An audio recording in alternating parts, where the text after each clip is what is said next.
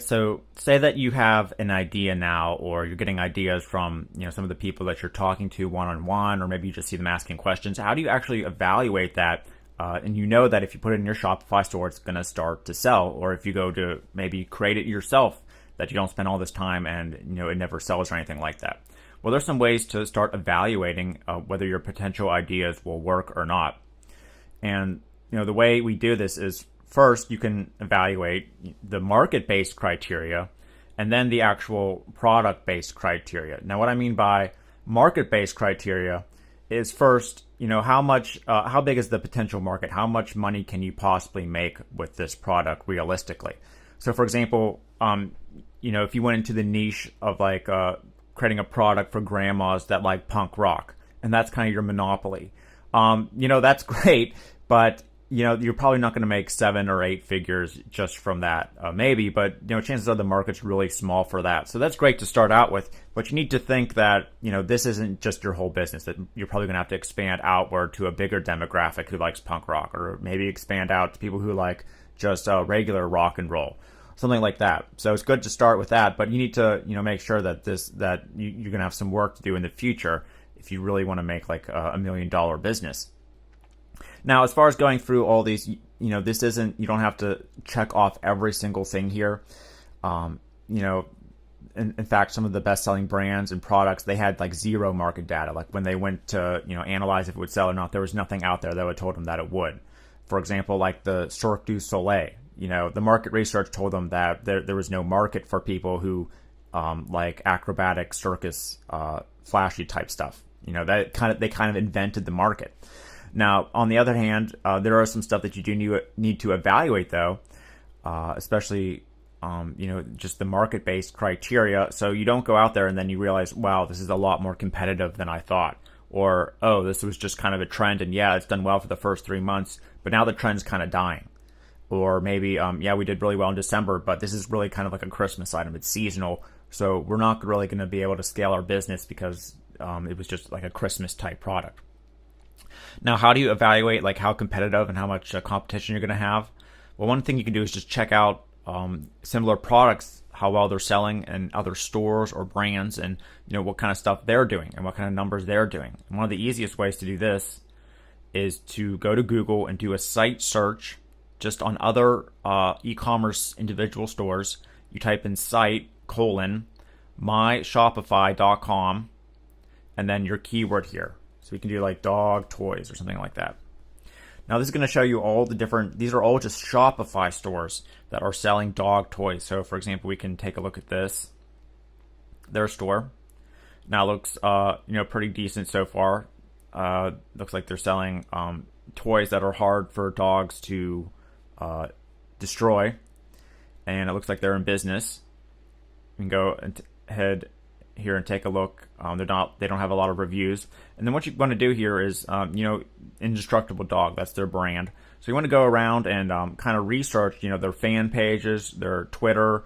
You can do something called Who Is to see how long their brand's been around. So for example, their brand or their domain here is indestructibledog.com. So what you want to do is like go to Who Is. And you can do, you just type in Who Is in Google. The actual domain for this one I'm doing is https://whois.ican.org. Now I just entered the domain here, Amazon, because I already have it up. And then what you can do is see how long they've actually been in business and they have their domain up. So for example, if we were to do Amazon, you get a bunch of registration information to see who they are. But then you can go down here to the bottom, and there should be a way to see, how long this has been registered. So it says created date 1994. So obviously, if we didn't know what Amazon.com was, and we could check Who Is, and we see that they've been in business for a really long time. So obviously, this is something that is working and is profitable long term. Now, obviously, dog toys, just from common sense, it's something that's going to sell well online. So we don't need to do that too much research. But this is just an example for what you can do for your particular niche. Now, also what you can do is go to images. And then you still keep this exact same search here. But now you can search different images to see what type of products are selling well and what sites they're on. So let's go to this one here. you can actually click on it and then visit page.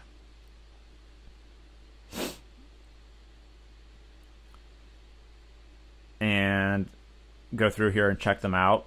Now, one good way to see, how well is it selling, there's not really any customer reviews, but yet, their store isn't kind of shut down. So there's chances are they're probably making something, but probably not, probably not a 6-figure or 7-figure type business just from, a zany pet shop.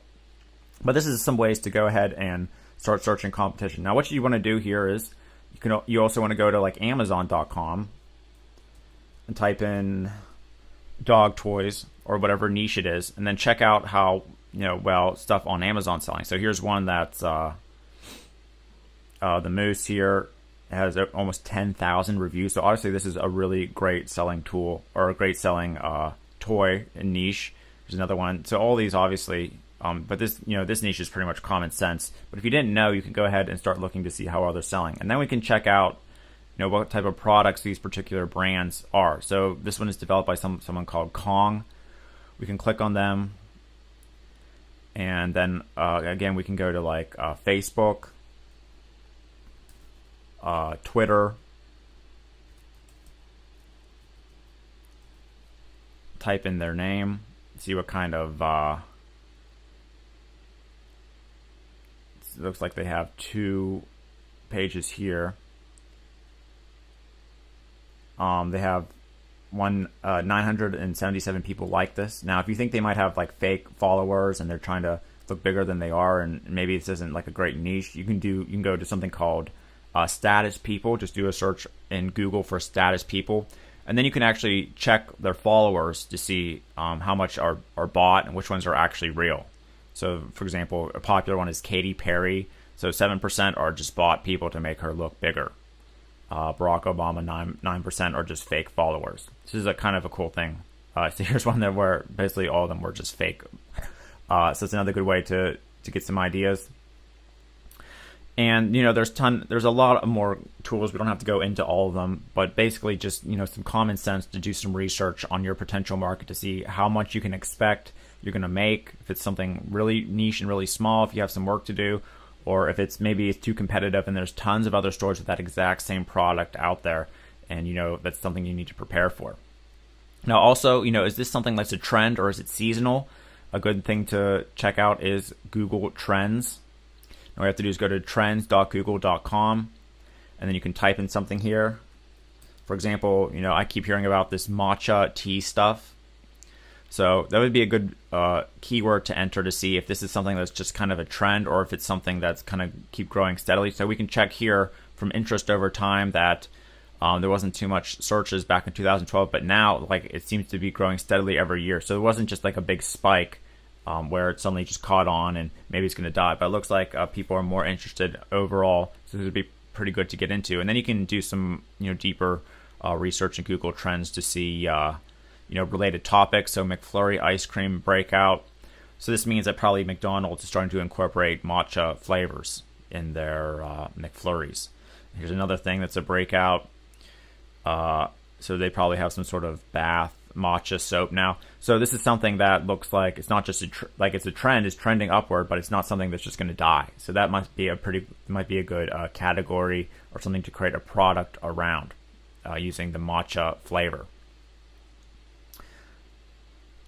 And of course, you can just check Twitter and Facebook to see, how many people are talking about it. There's something called the Pokemon Go video game, that was everywhere on Facebook and Twitter. And then obviously, it's still selling well, but that was probably going to die down.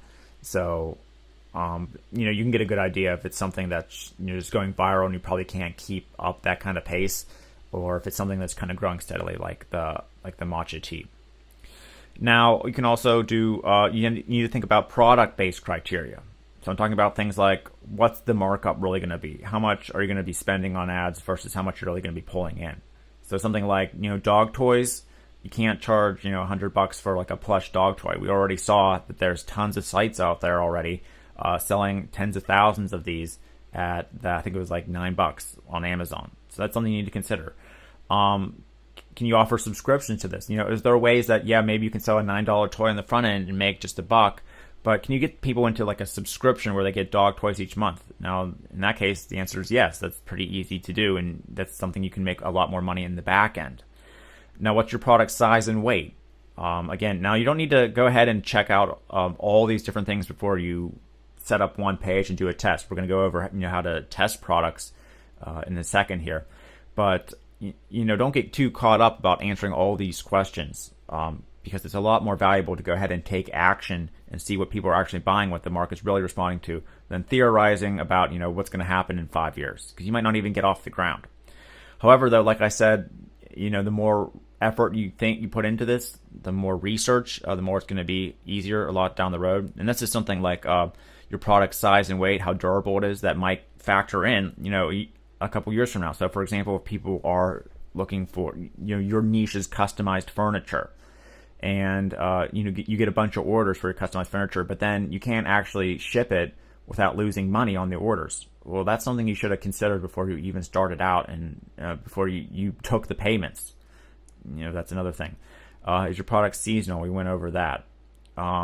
Is it perishable? Is this going to be like food you bake, and then you bake it, but then you don't really get that many orders, then you have to throw it all away, and you wasted all that money in inventory? This is stuff that you should go over this list before you do any sort of significant investment. Is your product scalable? Is this something like punk rock for grandmas, where maybe you can make a couple $1,000 a week, but then you're probably going to be tapped out. So you need to come up with a plan on how you're going to continue to expand and grow past that just one product you came out with. Now, another thing you can do is just scratch your own niche. Now, we've been talking a lot about going into communities, talking to people one-on-one, doing a lot of research, seeing what's already selling out there. But what you can do also is just decide on or come up with something, create a product, or outsource something about a problem that you're having that you don't see another store is really solving that well. Or maybe there's a big problem out there or a big opportunity that no one really wants to do anything about. So, for example, the site we already went over, Beard Brand, that's a good example of that. That was a problem that he saw, like he was interested in beards, growing a beard, and oils and stuff. And there was not really any sites that provided quality products for people who are into beards. I don't know what you would call them, but you see what I mean here. And there was a problem out there. There's other guys who like to grow beards and style them and stuff, but there was no high quality sites to buy good organic products or things just for growing a beard. So that's a good example of someone who kind of scratched their own itch, so to speak.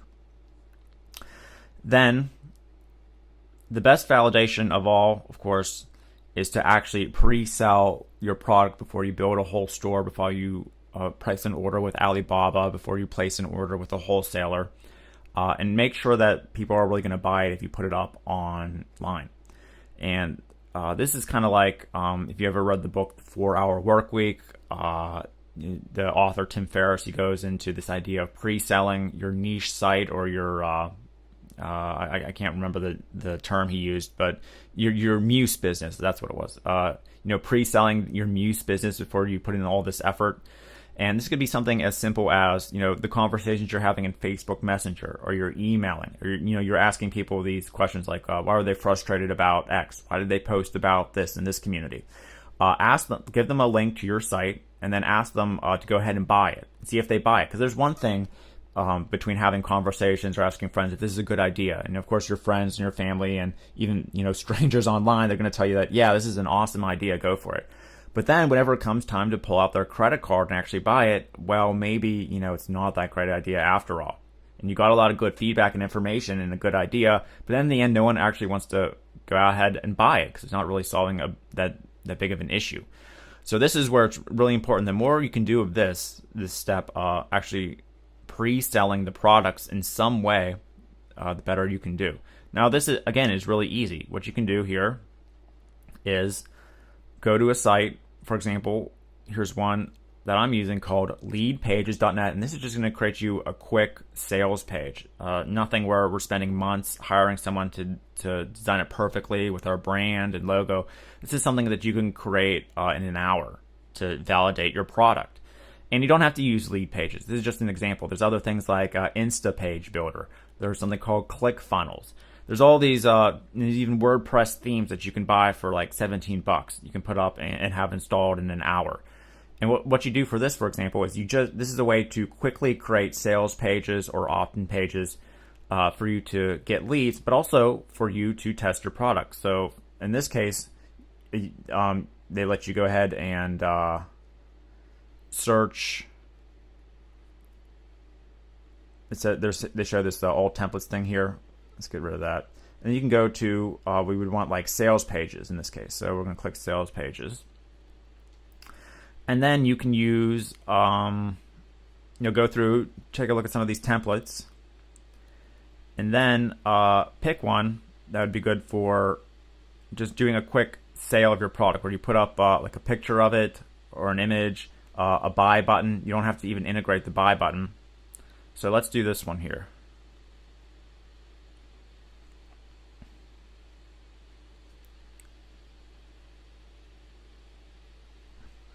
All right, so, and then editing these, you don't, the point of like lead pages and ClickFunnels is you don't need to know any really coding. You just like place your cursor in places and you just hit, you just type, and then it's going to create it.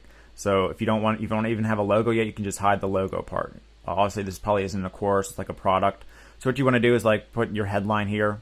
You want to shoot like a quick video of you talking about the product. You can use your iPhone. If you don't want to use a video, there's other ones that are they don't have videos. And then right here, instead of, click here to get lead pages, you can say here, check out, here's where to check out for our product. Now, you don't have to worry about integrating PayPal or payment processors. What you can do is just have a link, go to a different page, and then with Google Analytics or some sort of thing like that, you can check in your Google Analytics to see what people went to this specific buy button, and then that can just be your theoretical order. So that was someone who they were going to go make a purchase, and we saw that they fired on our conversion pixel in Google Analytics, and they bought. Or you can just do what they have on this page, where it's you can create an opt-in form where it will actually pop up, and something can come up and say fill out this information to or enter your email here to check out. Or even better, just say, hey, right now the product isn't available right now, but just enter your email and we're going to email you in a few days whenever it's available to buy. And you can just use that as validation for your pre-sale. It doesn't have to be an actual payment where they bought it and then checked out. So it's as simple as that to actually go out and validate your product. And again, you can send the person you're having a conversation with to this page. You can ask your family or friends to actually go and place an order and see if they actually click the buy button to buy it. You can send Facebook traffic. Just run a quick $5-day campaign and see if anyone lands on that conversion page or opts in. You can use that as a qualification as a sale. We're going to go get into like the traffic in a little bit here. Or you can just set up a Shopify store. We're going to get into that as well. And just put one product there and just send them to that one product and see if they buy it. And that's going to save you a lot of time instead of trying to create a whole niche, or create that punk rock for grandma's site, and then you spend money on the design and the logo, and then it turns out that there's no grandmas that really want to buy punk rock stuff out there. This is a way that you can quickly validate that to save time and then move on to the next idea if that one isn't going to sell, if it's not going to make you money. So that's all really important stuff. And the more you can do with this, the more you can answer these questions, and the more you can define what you're selling, and the more proof you have that someone out there is gonna pay for it, and you can make some money if you actually put in some effort to get a Shopify store up. The more this is actually going to work out. All right, so now we're going to do another action exercise, and out of those niches that you picked in the first exercise, decide on just one, and then try to start a one-on-one conversation with someone who could be a potential buyer, possibly. And just ask them some questions and get feedback on some of the things that they're frustrated with as far as the other products, or things on just that particular niche. So, for example, you can ask them, and just be transparent whenever you go and message them. Just say, oh, hey, I'm setting up a Shopify store. I already have one up, and we're looking for new products. I noticed that you seem to be really passionate about the keto diet. What kind of things are you really happy you bought, or what kind of things are you still looking for? Well, I saw that you left a negative review about this keto oil. Why? Is there a different one that you already bought that's better? Why didn't you like that? Stuff like that. Like if you could wave a magic wand regarding X niche that you chose, what would happen? And then just be transparent and tell them that you're looking for answers to buy a product. And yeah, most people, they're going to ignore you, but then there'll be a couple people that they're really into it. They're major fans of that particular niche that you found, and they want to talk about it. They want to have conversations because that's what they're into during the day. And a lot of people, they just they sit on social media and Facebook and these Facebook groups, and they just spend all their time there anyway. So it's not that big of a deal. And if they think you're creepy, then they just won't respond back. Or you can try to just talk to them through email. And then keep asking and digging in more until you keep hearing some repeated stuff, like the same stuff over and over. Like, yeah, we can't get started because we can't get that right keto oil. Or, I quit the diet because they didn't make that, the oil turned out wasn't really high quality. Well, now you seem to find some sort of pain point where the market really isn't being satisfied, and you create an ad, you can create a product potentially, or even just source something that's going to go out there and sell and that people need. So go ahead and do that exercise, and then I'll see you in the next video.